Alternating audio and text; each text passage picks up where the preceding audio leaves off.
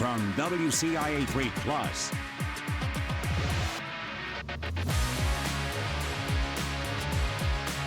With Ethan Holesha and Tyler Hill, this is Midwest Mashup. Welcome into episode 33 of Midwest Mashup. My name is Tyler Hill, and we are talking to pro sports in Chicago, Indianapolis, and St. Louis. Here's the deal. You might be thinking, Tyler, what could you possibly be talking about? We're in probably the worst time of sports if you're just looking at pro sports. March Madness is the thing going on. Don't you worry, because we have, as always, say it with me, Ethan, a jam-packed show. Jam-packed show, man. Every single time. I got Ethan Holesha with me. Ethan, how are you doing today? I'm doing great. And yeah, to that point, we always find a way. Doesn't matter what's going on. We do have opening day coming up tomorrow for all of our local teams. That's going to be huge for MLB. Obviously, we're getting into the back end of the NBA, NHL seasons. Then we're going to have a fun little end of the episode. I won't give it away too much, but we're going to have a good time. It's going to be great because we are not doing March Madness. We don't do college sports here on Midwest Mashup. You can check out our sports department and their 3-in-1 podcast for that. Illini are playing are they Thursday or Friday, actually? Thursday. They're playing tomorrow. The late game. Big game. Huge. Houston. Yeah. In Houston, too. That's going to be a very tough matchup. I think it's a little bit of a contrast of styles between the two teams. Again, we will not get too deep into that. Yeah. That is our sports department. They will give you all that information. You can check them out.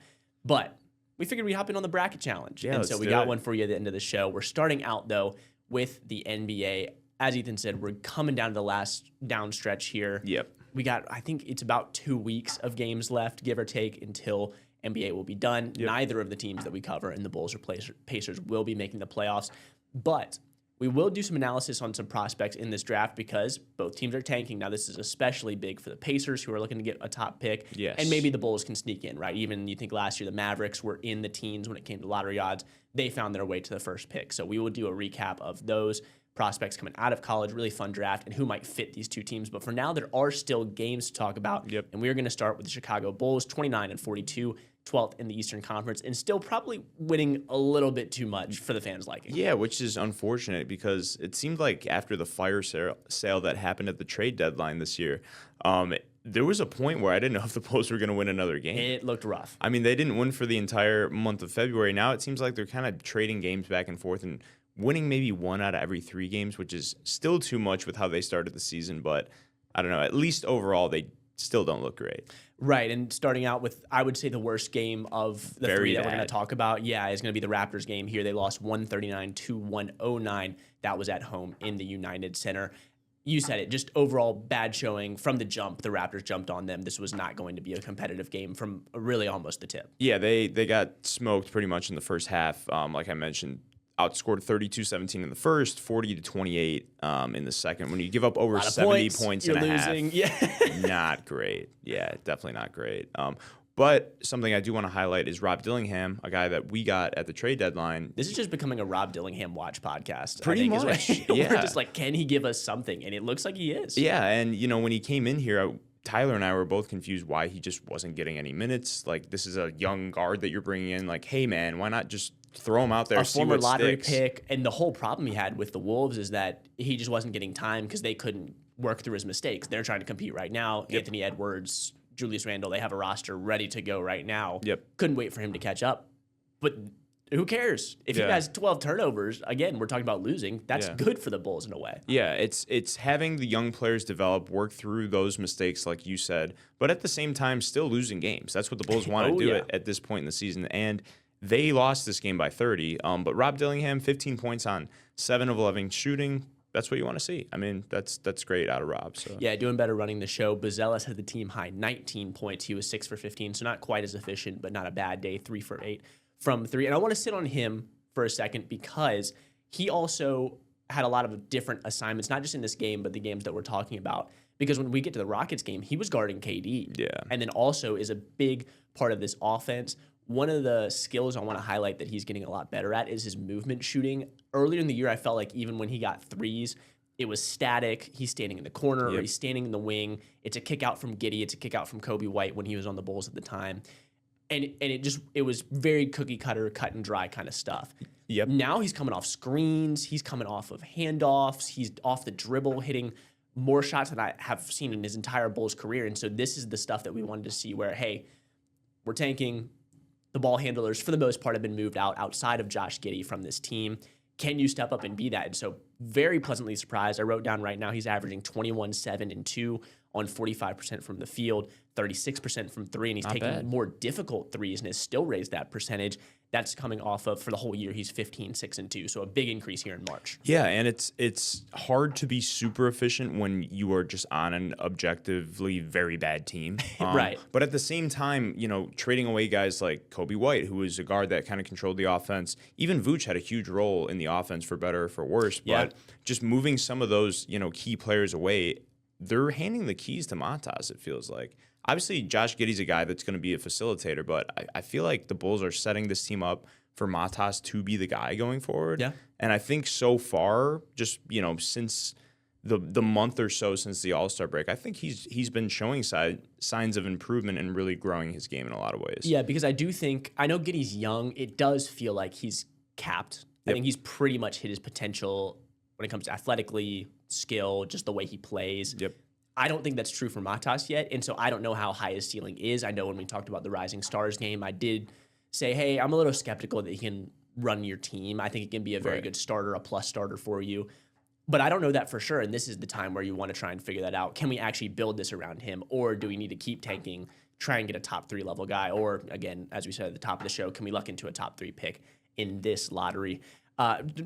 Recapping the Raptors here, because they played very well. Do you want to give them their due? 6 players with 17-plus points. Yeah, Brandon they're Ingram all over the place. he looked like Kevin Durant out there. I mentioned him before.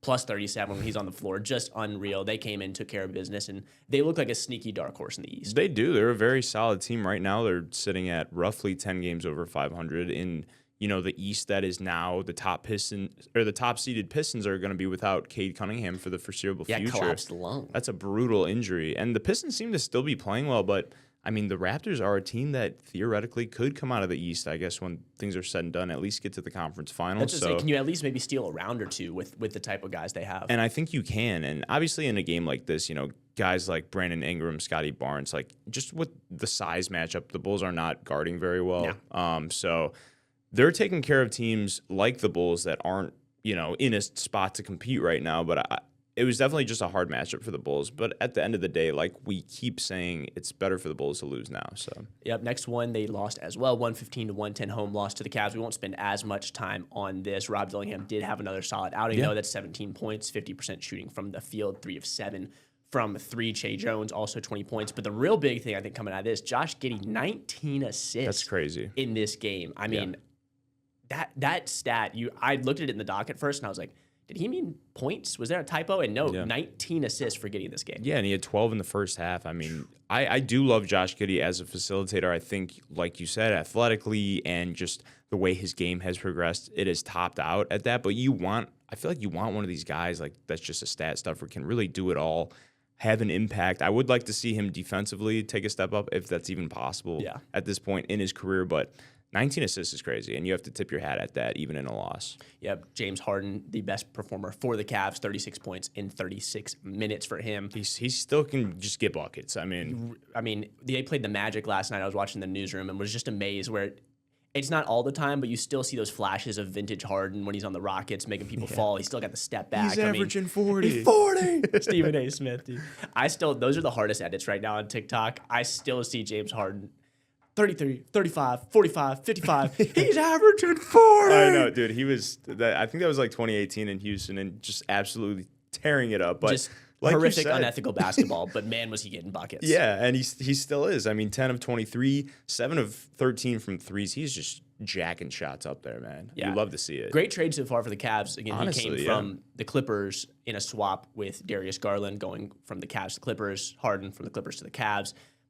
Right now, he is playing better than Garland is. He's healthier than Garland is, and I know he's a little bit older, but the Cavs are trying to win a title now. Yeah. He talked about the East, and so I think that this has been a good move so far. Not as good a move for the Bulls, tanking chances. They won a game, 132-124, home win over the Rockets.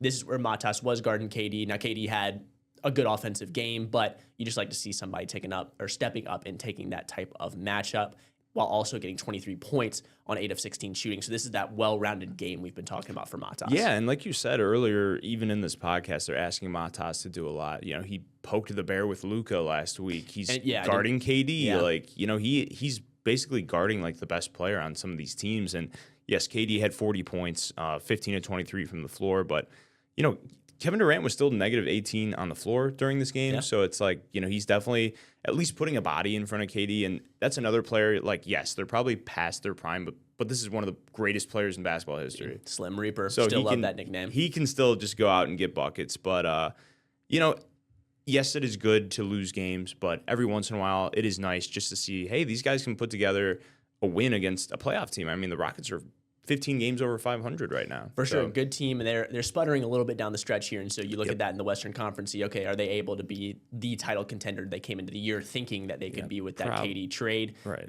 We'll see. The West is packed, man. I mean, Denver, OKC, Even Spurs the Lakers now with Wemby, the Lakers. Luka's playing amazing, working his way into MVP talk. So Houston, I think, might be on that tier below, but still a very good team and a very good win for the Bulls. We're going to take a quick break here and get back. We'll talk about the Pacers and then update you on both teams' lottery odds. I know that's where your focus is, fans, after this.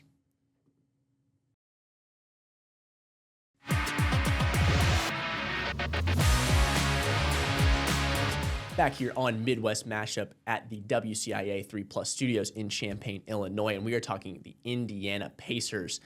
Big tank for the Pacers, we've been telling you all year. Tank. But the big trade they made at the trade deadline, Ivica Zubac from the Clippers. Clippers fire sale at the deadline, pretty much everybody but Kawhi off that team, it seems like. And he's been playing some games. He played in the Knicks game that we talked about last week, but I think really broke out in the Portland game we're going to talk about. And that's what we're going to focus on because the Pacers are 16-56, last in the NBA right now. So this is not a results-focused podcast when it comes to the Pacers. This Definitely is really a process-focused podcast as they take the loss 127-119 to the Portland Trailblazers. Yeah, but Zubac, like you said, team high in points, 18, team high in boards, 8. He...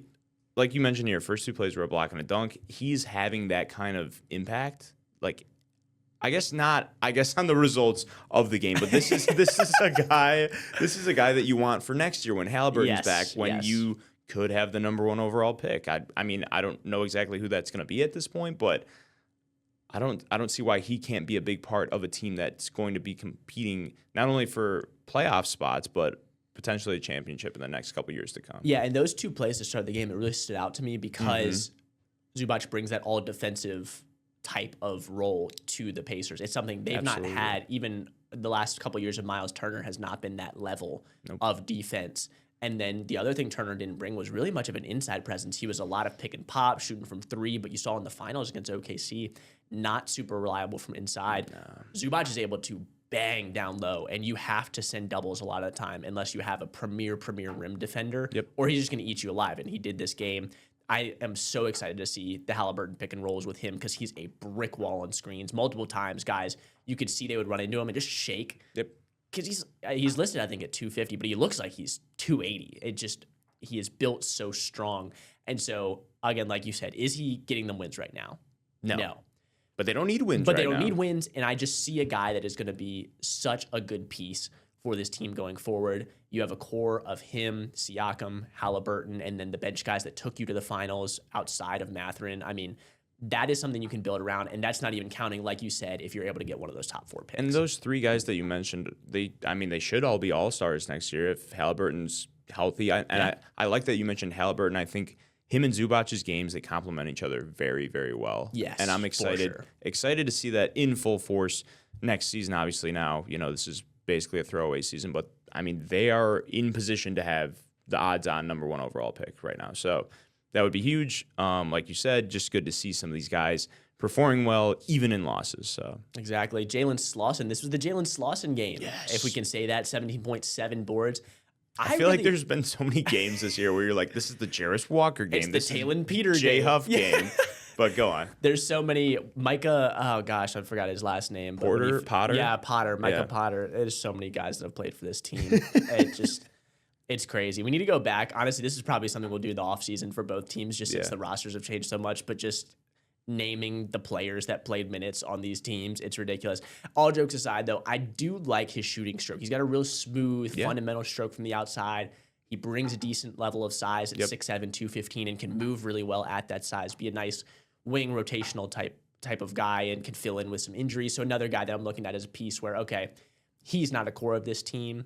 He won't be even next year, but can he be a guy that gives you minutes when injuries pile up. It's an 82-game season. It's long. I would keep an eye just to see if he can fill that role next year. Absolutely. Yeah, and I think you hit the nail on the head right there, is some of these guys that when or if their numbers are called, these minutes right now that they're playing are huge. Yes. Because these, with a season that's literally just a throwaway season at this point, they're going to play players that don't typically play. And so for them to get experience now, when they, maybe need them for 2 or 3 injuries next year, I think that's huge. And it's good to see guys like Slauson and other guys we've mentioned throughout the season have impact games like this. Yep. Next one is going to be a loss at the Spurs. This one, 134-119. You got down early, 42-19 after the first. This brutal. Spurs team seems like a juggernaut. Wemby has become everything he was sold as a prospect. He is already the best defender in the NBA. The offensive game is coming around in a big way. If he's hitting jump shots, you just really can't do anything with him on offense with the handle he has inside at the rim. And then if, again, like I said, if he's hitting jump shots, he's able to fill it up at every single level. No one really has anyone to handle him. The Pacers definitely don't, especially Zubac did not play in this game. He promptly went out after playing 2 games. They were like, go ahead and sit down. You're playing on the bench, a little buddy. too well, buddy. Exactly. And so ran into a buzzsaw, I think is how I would put it, and just, another loss to tally to the loss column. Yeah, and like you said, Wemby, there's no answer for him right now. And, injuries, I guess, have been the biggest thing holding him back, just injuries here and there. He's a bigger guy, so I feel like he's the weird blood clot thing he had last year, a little more susceptible to that. But he played 26 minutes. He had 5 blocks in this game as an NBA player. Like, I know he's 7'4", but the guy is just he moves like very agile, and he could stop and shoot. He could shoot the 3 ball, and this is a guy that is like, if not the tallest player in the NBA right now. So he's a freak. Like, just when it comes to like a prospect and a product, and like you said, he's been everything that's been advertised and more, I would say, to this point. He's already hovering in that top 10 player conversation, and he's easily 22. Yeah, and has only played 2.5 seasons because of that blood clot thing. I mean, scary. It's gonna get scary for the league. Gotta get really, really scary. Last game, 128-126 win. They broke the streak, 16 straight losses. For the Pacers. They were I think that's what the Wizards are at right now. It is, yeah. So they were competing back and forth to see who could have the longest losing streak. The Pacers do break that against the Magic, who are really, really sliding in the Eastern Conference right now as they try to get in the playoffs. Siakam was the main guy in this. 37 points, 13 for 26. This was a vintage Siakam game where he can just fill it up. We talked about Wemby from all 3 levels. Siakam, for his whole career, really has been able to shoot mid-range, post-ups, 3-pointers, get to the rim, and he showed it all this game. Yeah, and it just seems like the Pacers were able to put everything together. There he is during the game. 37 points on 50% shooting, perfect from the free throw line. You had Jarris Walker, 20 points, Nesmith, 19. Nembhard was flirting with a triple-double. I mean, he had 13 points, 14 assists, 7 boards. It's just funny to see, like, when everything lines up like this and you're still only winning by 2 points. But like we said, take everything with a grain of salt, because you want to lose these games. And like I said, for the Bulls, because, they also lost their first 2 games this past week, and then they won 1. Every once in a while, it is good to see that this team can put together a win against, yes, the Magic are sliding, but they are still like projected to be a playoff team. Yeah, I mean, they're firmly in the playoffs right now. Next game for the Bulls is going to be tonight as we record on Wednesday. That's at Philadelphia to play the 76ers at 6 p.m. Yep. For the Pacers, it's also going to be tonight at 6, but they will be hosting the Los Angeles Lakers. Hoping for 2 losses. Yeah, well, listen, the Lakers are on a hot streak right now. I think it's going to be tough to try and get it done against him. Matas can tell you don't talk to him. We're going to hop real quick in here. We got a couple minutes in this segment before we really dive into hockey, but we're going to start with the Blackhawks, as we always do. Yep. They are 27, 31, and 13. That means they're at 67 points, last in the Central. They have held on to that for the past couple weeks, so I guess we can give them credit for that. Yeah. Starting off, though, this week, had a 2-1 win at the Wild. Bedard getting it started with a goal. Yeah, he looked good in this game. His goal was nice. Ilya Makachev, he scored as well. He's been scoring a lot of goals this season. And then Spencer Knight had a great game. And, he's kind of been more up and down after the start of the season. He started really solid those first few weeks. Obviously, it's tough when, the defense isn't really holding their end of the bargain. But 1 goal allowed on 29 shots, which is almost a 97% save percentage.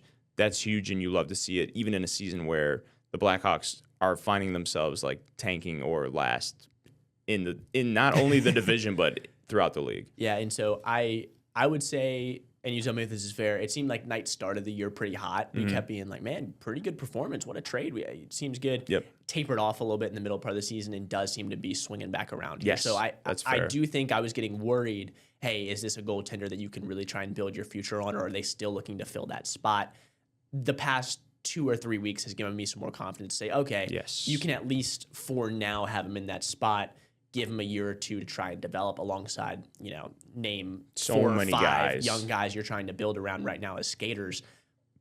You can reasonably have him paired with them. And then if you're 3 years in and it's not working, then you can maybe try and find a trade or facilitate something when you're competing. But for now, I think he's in a good spot. And I think he's still a young enough guy to where you can give him that 1 or 2 year buffer. He's 24, I think. Yeah, he's very young. And so honestly, like when the Hawks traded Seth Jones last year, I did love the trade at the time because Knight was 24, he was behind Bobrovsky, who he was just not going to start over. I mean, he's a dog. yeah, that guy's unbelievable. But at this point, yeah, I think you hit the nail on the head with that. I think, this is the time where these young players are still going through growing pains. And obviously the squad as a whole is not there yet. So there's going to be holes. There's going to be games where Spencer Knight faces 45 shots and you're not going to stop all of them. So it is what it is. Great to see a good performance out of him there. Yep, we're going to hit a quick break, come back, finish out the Blackhawks week, hit the Blues, and then just fly through spring training before we have a bracket episode for your bracket 2 segments for you coming back.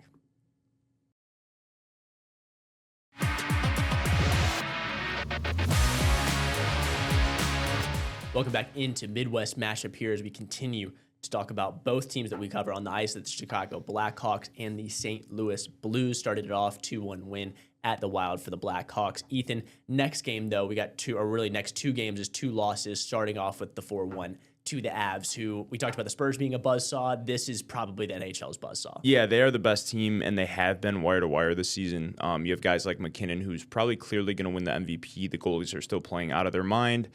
And then just offensively, I mean, Soderblom, he faced 49 shots. You're just not. It's a lot of shots. Not going to win the game. Yeah.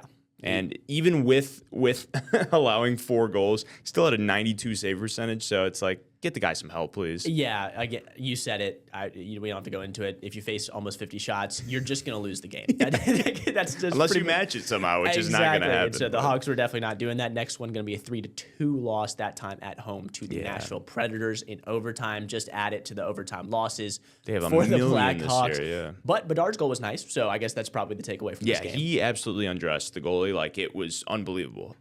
As soon as he got over the blue line, he probably deked the puck like 10 different times and just slid it right by him. It was definitely a prime Bedard goal. Even though they lost, good for the program. Have Bedard keep having these insane goals. So. Correct. And just to keep up on the shots faced, Spencer Knight, 33 that night, which is not crazy. It's on the higher side for sure. Let up 3 goals, so a 9-10 save percentage almost with 909 there. So solid game from him, continuing his stretch there. And in the last game, we'll talk about 4-3 win, this time at the New York Islanders. Yep. And the storyline of this game is Anton Frondell finally made his From Sweden. long-awaited debut. Kid's only 18 years old. Swede? 3rd overall pick in the 2025 draft. And he got his first career point yesterday. So outside of a missed one-timer in this game, because I went back and I kind of just watched the highlight of him, he had an assist. And he honestly looked like he was holding his own. And that was my big takeaway, is that it looked like he wasn't overwhelmed. And so did he have some amazing debut, hat trick kind of thing where you're going, oh my gosh, he's taking the league by storm? Yeah. No. But he held his own. He was making good plays. I even wrote down that in the assist he had, it was a really smart and on-time cross pass across the ice to get it to the player. I think it was Mikheyev. Yep. And so, but to get it to him so that he wasn't offside. And it was right time, right spot, led to a goal. So you could tell he's young. He will need to develop, but he knows he's seeing the game. It's not too fast for him. Yeah, 100%. And I think the coolest part of this game is right for the opening faceoff. Bedard was supposed to take the faceoff, but he gave the nod to Frondell. He's like, hey, man, welcome to the league. Take it. Lost the faceoff, but still a cool moment.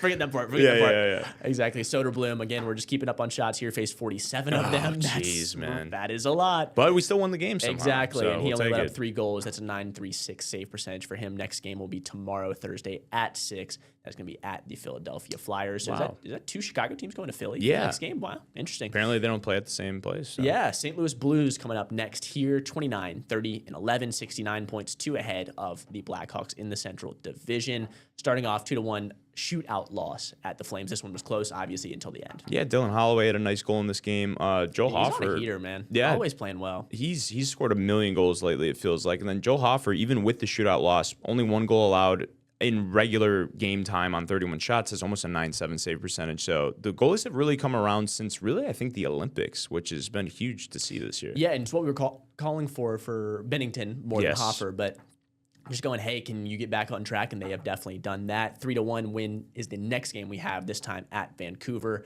You wrote down worst team in hockey. Yeah, I don't think it's very close. They they're look horrible. bad. The tank for them, they're, I guess, the Pacers of the NHL at this point. Oh, 100%. Yeah, and then Pavel Buchnevich, who's been a solid part Way to of hit the name. the Blues. Dude, I know we're at the end of this. Buchnevich. We're at the end of the season, and I'm finally getting a hang of this. Jordan Kyrou, Pia Suter, both those guys have been a huge part of this offense. And then Bennington had a really easy day in net, facing only 15 shots. I feel like for both the teams we covered, that's usually just not the case. They're usually facing 1 million shots. So playing a team like Vancouver, who everyone should beat pretty much, and taking care of business, that's great to see. Love it. Last game here, 3-0 win, hosting the Capitals. Goals from Snuggerud, Kyrou, and Stenberg. But the big news, Joel Hofer, shutout. Let's go, man. I feel like he's had a few this year.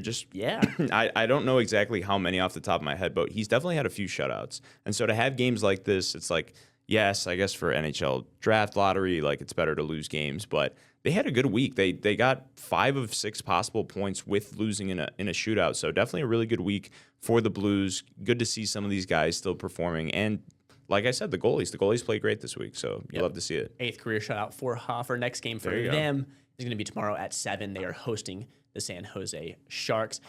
Last thing here before we get into our bracket, which we will reveal at the end of this segment. Yep. Spring training. We have not done spring training for a while because we were doing the World Baseball Classic and some other things. So instead of just recapping every single spring training game for every single team we cover, again, St. Louis Cardinals and both the Chicago teams, the White Sox and the Cubs, we're just going to stick to storylines coming out of spring training. So, Ethan, as I toss this over to you, what is just the biggest or some of the biggest storylines coming out of spring training that you've been focused on and think will actually apply to opening day when that comes? I said starting for the Cardinals, their top prospect, J.J. Weatherholt, he's making the opening day roster, which is huge. Cardinals are, everything I've seen, they're projected to come in dead last in the division, one of the worst teams in the league this year, but having young guys come up in what's truly the beginning of a rebuild and just start to build confidence, play day in and day out, that's going to be huge for them. For the Cubs, in win-now mode, I mean, they're the odds-on favorite to win the division, extended PCA to a 6-year, $115 million contract, which I honestly think is a steal. Yeah, especially, I guess it really does depend because you're taking a bet. He could easily tank, right? He's only had the one real big year in the majors. Yep. But I just really, if I were to predict it going one way or the other, I really see him just blossoming, developing, becoming a really good player. He's already very good defensively. The bat develops, and you got him on a steal of a deal. Oh, 100%. In today's like MLB money, that's a steal. I mean, Kyle Tucker, what do you get? Just like 40 a year from the Dodgers? I mean, I would much rather have this deal, not even close. So. Yeah, and PCA is such a young player, and people are worried about his bat, but if you look at the World Baseball Classic, he had hits in huge moments. Yeah. So I think that's something you could easily iron out. He might be the best defensive center fielder in all of baseball. So it's like, that's already figured out. The guy's crazy athletic, super fast, and he can hit in big moments. Absolute steal. I love this move for Chicago. We're good. And just to update you on Weatherholt for those at home, plays some shortstop, some second base, some third base, and then for prospect rankings, he is 25th in Baseball America, 23rd in Major League Baseball for pre-2025, now coming into 2026 after some people filter out, ranked at number 3 by Baseball America, number 5 by Major League Baseball. Awesome. So all that to say, this guy's really talented. And for him to be on the opening day roster, I think is a big sign of good things to come for him. For sure. And you're talking about the Cardinals? Yes, guy? Weatherholt, Okay. yep. Cool. Yeah, no, everything we've seen from him so far in spring training, he, obviously this is not a super talented roster, but he has been one of the guys. And that's awesome to see from a young guy like this. So. Yep. And then White Sox, we got your team. Lay it on us. How are you feeling going into this year? Honestly, good. They lost a lot of their games towards the end of spring training, but from what I saw developing wise from Murakami, who was really hitting the cover off the ball early on in Yep. spring training. I think we're going to see that early on in the season. I think one of the storylines, Sam Antonacci, who was on the Italy team in the World Baseball Italy legend. Classic, he killed it, batted 300, but he's starting the season in AAA. Yep. Love it. Reminds me of Tommy DeVito. Shout out, shout out Tommy and his agent. But Sammy Cutlets, maybe. yeah. Got to get a nickname going for him. We do, and he's starting the season in AAA, but I don't think that's going to be very long. No, I could see you're 20 games in and just easily pulling him up. Yeah, he tore it up in spring training and in the World Baseball Classic, so I don't know if they're just giving him more reps. They're like, hey, you're probably going to play every day in AAA. Yeah. I think that's what it might be, but that's a guy that I'm looking to have an impact by probably midway through the season. Yeah, and I've just been on it the whole time. But Murakami, man, I'm just excited to see when you Same. get into real MLB baseball. I can't believe the White Sox landed a guy like that. Like, that is so off-brand for them. I say it's So- normal. Normally, he's going to the Red Sox, the Dodgers, the Yankees, the Padres, these type of Even the big, Cubs, yeah. the big spending organizations, a lot of history there. And he chose the White Sox, and it looks like he's going to be a great player. I'm very excited to see what he can do. Me too, man. There will be some ups and downs, I'm sure, but Oh, yeah. overall, I think that he can be a great power hitter and a guy that you rely on as, he's in that 3, 4, 5 hole in your lineup. Absolutely. Yeah, and that's exactly what you want from him. He might he might bat 220 this first year, but if he has 40, 45 home runs, You're in business. Yeah, and I saw I think Jeff Passan, he reported this morning, batting 300 in the MLB is not what it used to be. There was one batter last year in the NL that batted over 300. So it's turning from an on-base league, I guess, from a hitting standpoint to a power league. Like, you want guys that are going to hit 30, 40 home runs, and that's what Murakami brings to the table. He's done it at the World Baseball Classic, had big moments there. No doubt in my mind that he's going to be able to have an immediate impact on this team. He's probably going to have to work out some things at the beginning of the season, but I'm not worried at all. I think he could be the team MVP after this season when it's all said and done. So, A lot of really things to be looking excited forward about. to that. A lot for of sure. things. And then Montgomery gets another year Yeah. under his belt, and I'm sure they'll be pulling up a ton of prospects, you would Yeah. think, when it gets into that middle and end part of the season. So just some young players and some good players to monitor for really all three of these teams that we get to cover. So it should be a very exciting 2026 season. no doubt. We will not keep you waiting any longer because we've been teasing it all show. I'm going to pull it up. We got a March Madness bracket. Ours is the game day food bracket. We will be rating and ranking the game day foods that we have. So we got one seed of pizza. That's going to be tough to beat, right? We will give you our picks, getting a champion for game day food coming after this break.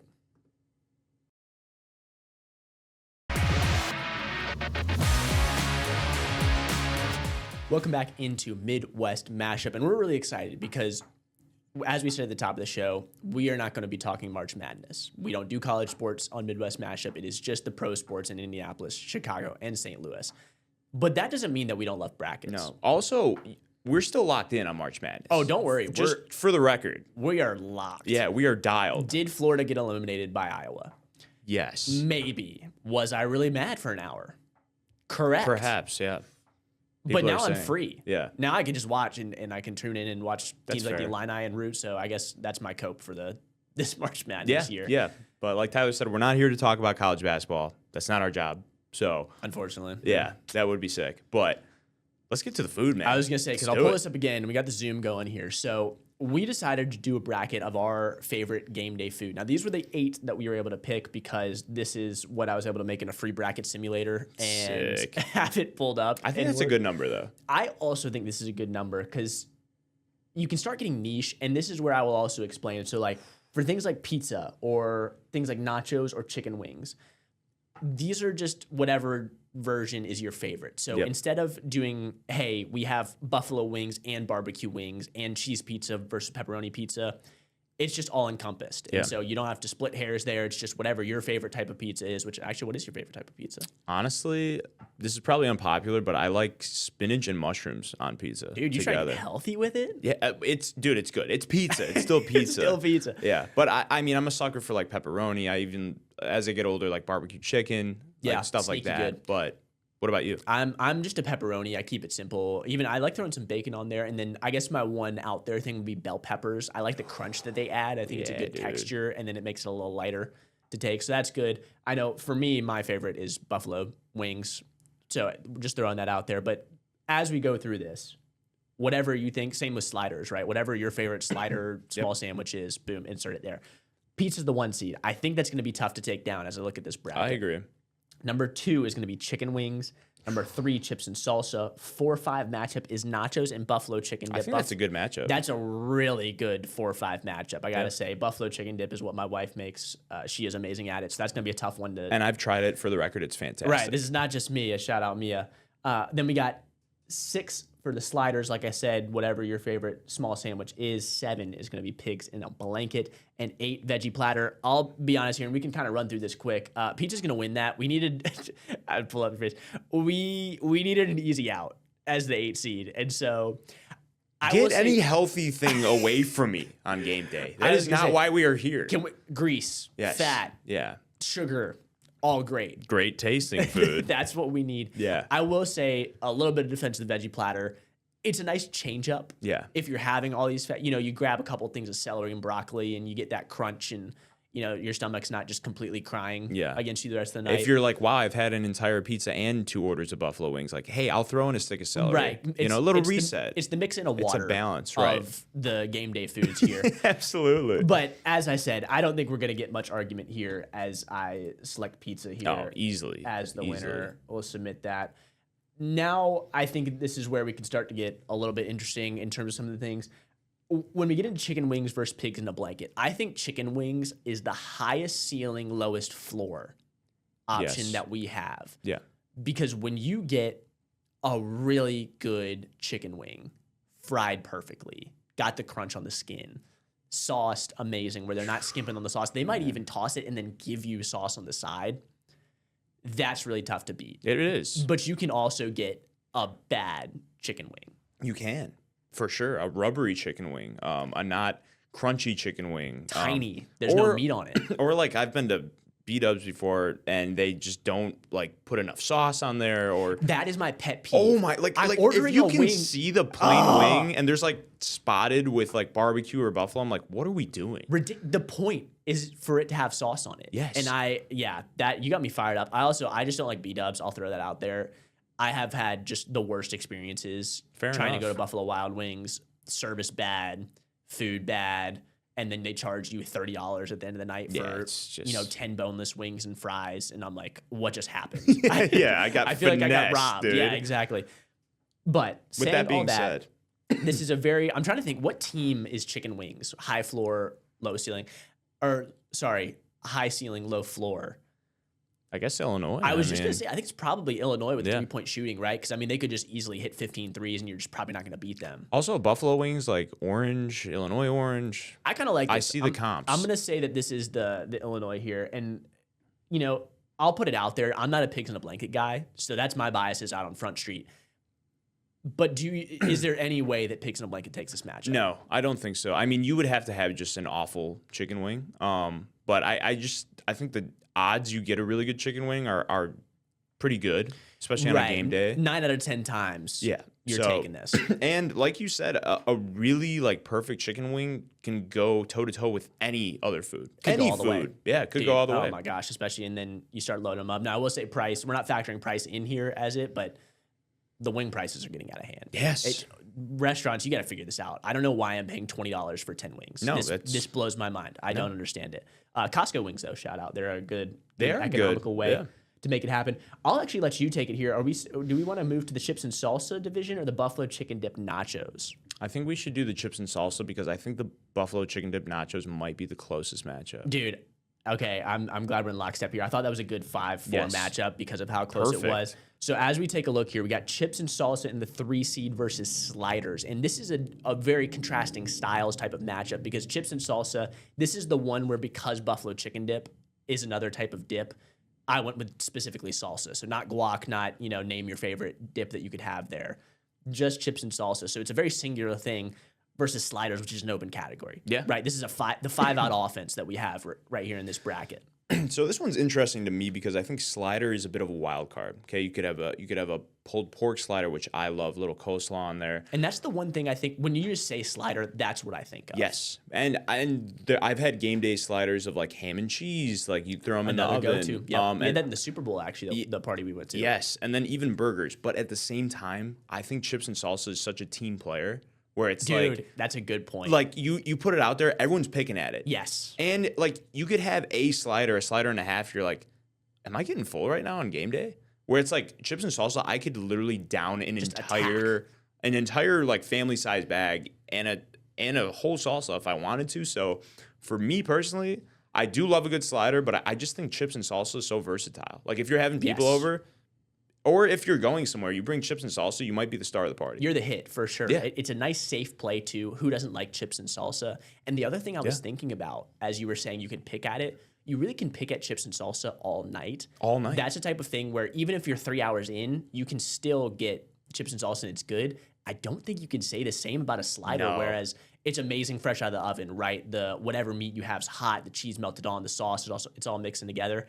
I mean, I said 3 hours for chips and salsa. You get an hour away from that, and I think sliders are just the potential drops. Dude, right? It drops off a cliff. You do not want a sad cold slider. And when you reheat something like that, it's not the same. Let's be honest. It's not. Fresh out of the oven when it's got, the golden bun or whatever, it's fantastic. But like you said, this is a chips and salsa can play the 48 minutes in an NBA game. No, for sure. You might get some Wemby minutes out of the sliders when he's coming back from injury. I'm just making some comparisons. No, here. I like it. And I think we'll stick with that. I mean, if we're looking at March Madness teams when we're talking about chips and salsa, I feel like that's St. John's, right? Yep. When you're talking about intense the whole time, they're pressing 48 minutes. I was going to say Houston, like maybe. Yeah. Okay. I'm good with that. If you want to make them Houston, as we stick with the Illini region there, because I think that they're on top of you all night. You never come away from watching Houston being like, I kind of didn't like that game. They're aesthetically pleasing, and I think it's the same with the chips and salsa. So all that being said, as I click back over here, we are going to go with chips and salsa. Let's do it. As the winner. I don't think much debate there.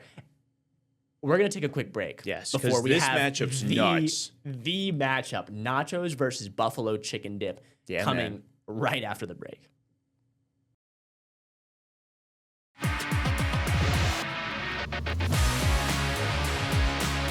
Welcome back into Midwest Mashup, where we normally talk the pro sports teams in Chicago, St. Louis, and Indianapolis. We did that.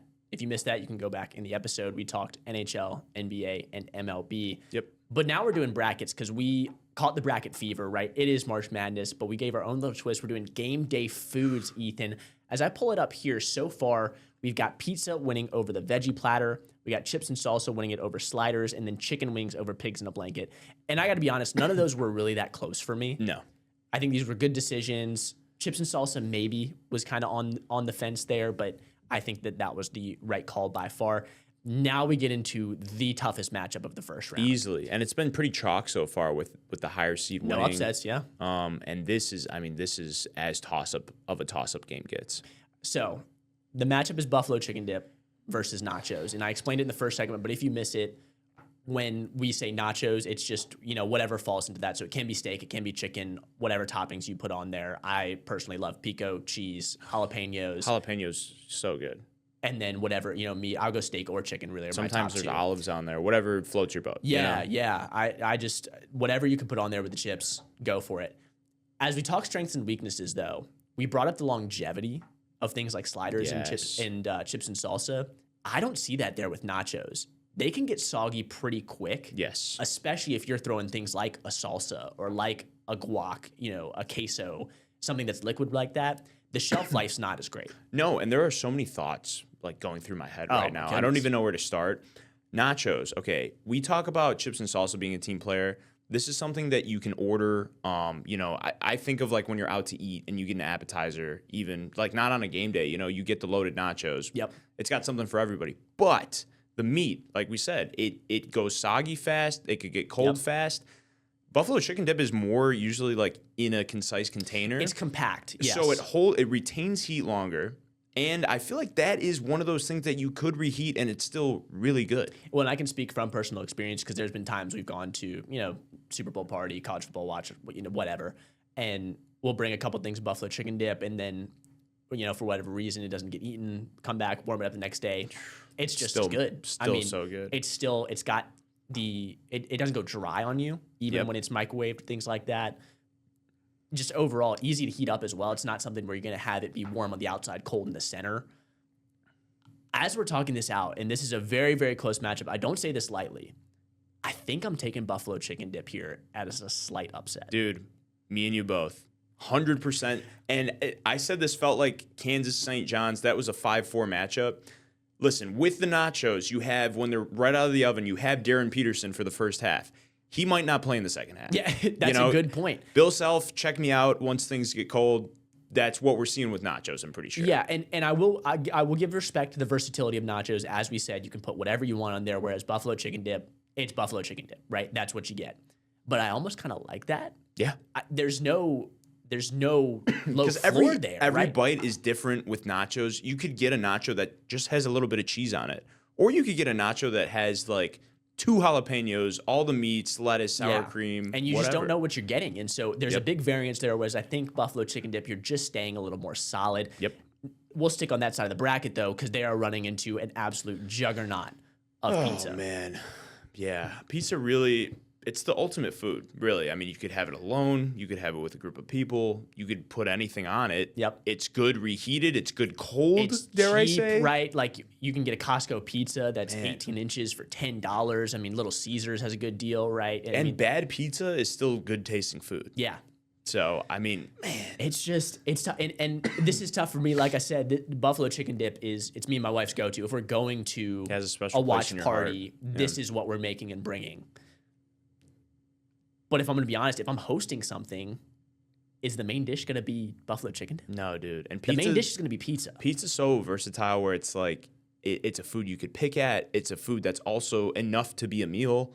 Everyone likes pizza, I'm pretty sure. Universally likes. Some people are like, buffalo chicken dip, I don't really like spice, Yeah, for sure. If that's you, though, grow up. Like, Yeah, I was eat gonna it. say, you got to figure it out. It's so good. But I think, buffalo chicken dip might be able to keep it close in the first half when it comes out of the oven. Yeah. But throughout an entire 40 minutes, 60 minutes, whatever the game length is, I think pizza just outlasts buffalo chicken dip. I was going to say, you talk about the bang for your buck, right? In terms of how many people you're getting to. Pizza's got a deep bench. And I'm worried buffalo chicken dip is going to pull the Sienna against Duke. Yeah. Where they have that 5, and that 5's really good. The Luke Doty guy, he's got 17 in the first half. They're up 10 on Duke. They're going to and let you're it going, all out. oh my gosh, is this about to happen? Are we getting the third 16-1 upset? And then it does. As the game goes on, they get tired. The bench players come in, yep. The consistency. The consistency is not quite as there, and you're not hitting as many people as you do when Duke's going, 8 or 9 deep on their bench with the talent they have. And so, again, this hurts me, but as we talk it out, I do think objectively we're going to have to go pizza here. I think so, too. And it does hurt me because, like you said, your wife, Mia, makes a fantastic buffalo chicken dip. I've had it before. It's great, but pizza's just too consistent. Everyone likes it. Everyone's going to be getting in on the pizza. Yes. And again, we talked about the versatility as well. Cheese, amazing. Pepperoni, great. Yep. Throw some veggies on there for the people that want to be a little more healthy. I mean, what are you doing? But you can do it if you want, right? Yeah. You can even split it half and half if you got a little disagreement there. Yep. Half cheese, half pepperoni. Yeah, it brings so much to the This table. is a buzzsaw. This feels like the undefeated Indiana team in '76 or whatever that was, right? It's going to be tough to take them down, but we'll see who will meet them in this championship matchup as we got the number 3 seed Chips and Salsa. We compared them to Houston, I think, was the go-to there. Yep. And then we got Chicken Wings, which was Illinois. Which was Illinois, the really high ceiling, but also really low floor. Looking at this is another tough one. It is. I think there's a lot of similarities here. Or sorry, not a lot of similarities, a lot of differences as we talked about with some other matchups because you're getting the really high highs of the chicken wings, especially at that first part of whether you're going to a bar, a Chili's type thing, a bar and grill, or at home. That initial, 15 minutes or moment with your wings is amazing. But there are some of those longevity questions or some of those I think there's even some questions on, are you spreading out to the party, right? This is more of a one-on-one isolation type of eating. Unless you're just making like a big batch of chicken wings, which is sick too. But with chicken wings, you have your ranch dressings, your blue cheeses, which could be like a Jake Davis or even an Andrei Stojakovic off the bench if we want to compare it to the teams. Yeah. Oh man, it's just so and it does bring the versatility because, like we said, as a reminder, this is any type of wing. So you do have buffalo, which is where I lean to. Me too, especially on a game day. But barbecue's on the table. You got lemon pepper, any type of Cajun dry rub, right? I mean, they're bringing a lot to the table. Again, if we reflect on Illinois, does go pretty deep on the bench in terms of bringing in guys that can score. So I like that comparison there, and it makes it tough when Chips and Salsa is while amazing, it's very straightforward. Yes, you know exactly what you're getting. There's no reading between the lines. Much lower ceiling, but much higher floor. Yeah. I think though, on a perfect game day, I think if you put together all the pieces, chicken nuggets could put up a great performance. I personally would go chicken wings. I think so too, right? And again, this might be my bias. I try to be an objective journalist when I can, but I just look at it and I go, man, if you tell me I can either have 10 chicken wings or I can have a bag of chips in a bowl or however you have it of salsa, I just pick chicken wings and I take the risk, right? Yeah. I think that I'm willing to take that. And so now we got, Pizza and chicken wings, man. This is this Clash of Titans, the matchup of the century. Yeah. This is really, when you think about it, last year we got an amazing title game, Florida versus Houston. Yeah, one for the ages. Florida going down early, come all the way back, and then get the defensive stop.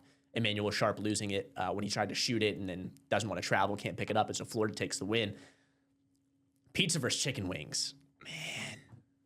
This is crazy. And what is even crazier, if you want to paint a storyline, what do you normally get with pizza? Chicken wings. Yeah, it's right there. These are cousins, if you think about it in terms of game day food, but one of them has to come out victorious. Yeah, these foods are definitely relatives.